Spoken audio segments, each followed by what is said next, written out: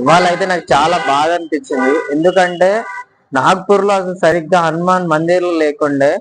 పడుకున్నామన్నా చిన్న చిన్న హనుమాన్ మందిర్లు ఉండే.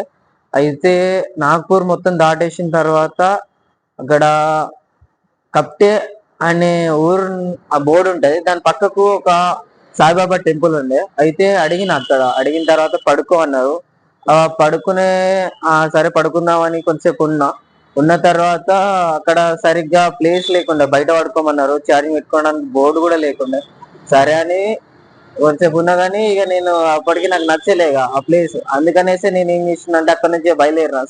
చాలా బంకులు అడిగిన. ఎక్కడ అయితే నన్ను పడుకోమని ఎవ్వరనలే. అక్కడ నుంచి నేను సీదా ఆ కప్టే వచ్చిన. కప్టే అనే ఊరుంటది.